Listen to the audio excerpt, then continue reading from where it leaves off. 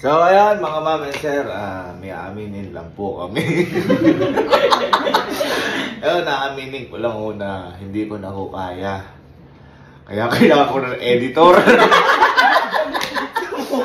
So ayun po mga ma'am and sir, ayan, makalipas ang mahigit magtatatlong taon, napag-isip-isip ko na kailangan ko na ng tulong nyo, isa sa inyo. At naghahanap po kami ngayon ng editor. Yeah. Pero siyempre ito, hindi lang po ito basta editor. Kasi alam niyo naman po lahat na araw-araw po kami nagbablog. So ibig sabihin nun, araw-araw kailangan niyo na mag-edit. Ganun po yung ibig sabihin nun. So hindi ito maliit na responsibilidad. Napalaki pong responsibilidad na ito. Kasi ako po, sabi ko nga sa inyo, halos magtatatlong taon ko na po ginagawa ito. Pero posible. Araw-araw yun. Kaya ang una namin criteria sa editor namin, kailangan yung dedicated siya, masipag at saka matyaga. Kung masipag matyaga na ako, dapat mas masipag matyaga pa siya sa akin. Kasi syempre ako, mas marami akong ginagawa. Dahil magbablog pa ako, tapos edit ko pa, magbablog pa ulit, nag-uurong pa ako. Wow! Hindi na yun. So yun, kiting aside yun, kailangan syempre mas matyaga sa akin. Tapos, next natin na criteria, syempre, dapat magaling makisama. Yan. Kasi yung kukunin po naming editor, stay in po sa amin, makakasama po namin. Parang pamilya na natin yun. Hindi lang pamilya, barkada pa. Tapos, ang susunod po na criteria natin, syempre, kailangan magaling din kayo humawak ng equipments.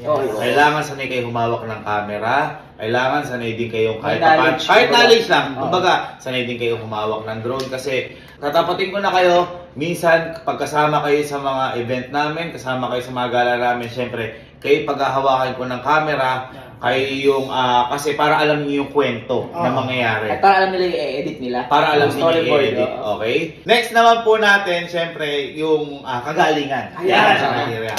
So, kailangan, syempre, sanay kayo mag-Adobe Premiere Pro, Adobe Illustrator, Adobe After Effects. Kumbaga, may mga background kayo doon. Kumbaga, may essential knowledge kayo doon.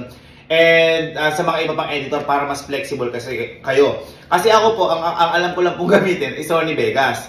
So, ako po, hindi po ako magaling. Kumbaga, nire-research ko lang. So, kailangan yung makuha ko editor, syempre, yun yung korte nyo. Syempre, mas hamak galing nyo sa akin. Kumbaga, sobrang galing nyo. So, yun nga. Naghahanap na rin ako ng editor. Syempre, yung best na yung hahanapin ko para mabigay ko din yung sa mga manonood namin yung best na outcome na gagawin ng editor. Okay? So, ayun. Next naman natin kung paano natin sila mapipili. Okay? Kung paano, ganito po yung gagawin nyo. Hahanap po kayo sa YouTube account ko. Ito po yung YouTube account ko, yung Sir Gavin. Ayan po.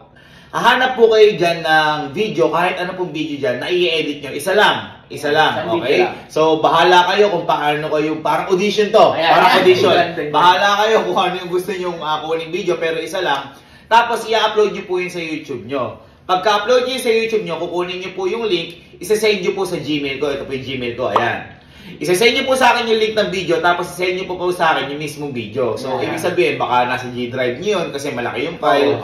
So, ganun po. Yung link ng video at saka yung mismong video sa inyo. Siyempre, ilagay nyo na rin po sa text kung taga saan kayo, ano pangalan nyo, contact number nyo, Facebook nyo. At saka siyempre, kung ano yung ginagawa nyo dati bago pa kayo maging editor. Pwede sila mag-send ng portfolio nila. Pwede na mag-send kayo ng portfolio nyo para mas maganda. At saka, siyempre, kung bakit gusto nyo rin maging editor namin. Ayan. At ang pinaka magandang andito, ilalagay nyo dyan. Ito, ilagay nyo na rin kung ano yung expected salary nyo o sweldo nyo sa kada buwan. Para, halimbawa, okay sa akin, okay sa inyo, magtutugma na kagad tayo, alam ko na kagad. Okay? So, ano na lang to, bonus na lang yung mga magte-trending na video sa YouTube. Ibig sabihin kasi, ang ganda ng ginawa nyo, napansin kayo, bonus na lang po yun. Pero hindi naman ibig sabihin na kapag hindi nag-trending yung video nyo sa may YouTube, wala. Kumbaga, baka hindi lang napansin. Okay? Pero lahat po yan, i-check po namin. One by one yan. Opo. Bibigyan ko lang po kayo ng 1 week. One week. Para mamili po ako ng editor. So, after 1 week, go-close ko na po yung message sa may Gmail. Hanggang doon na lang po. Tapos, mamimili na po ako sa 1 week. So, ibig sabihin ko, ipopost natin to bukas. Ayan, November 5, 6, 7, 8, 9, 10, 11, 12. November 12 po ang katapusan ng audition. Okay? So after November 12 ay mamimili na po kami nun. Okay, so i-announce na lang po namin kung sino yung magiging editor po namin. So ayun mga ma'am and sir, good luck po. Good luck, guys. And sana po, sana po talaga gustong-gusto niyo rin po kami makasama, lalo na po yung magiging editor po namin. Again, sinasabi ko na po kagad, hindi po madali yung mangyayari kasi po araw-araw po kami nagbablog. And ang mapapangako ko lang, aalagaan kita. Kailan po, thank you mga ma'am and sir. Good luck po sa inyong lahat. Mabuhay po tayo uli. Thank you ma'am and sir. God bless po. Let's go! Woo!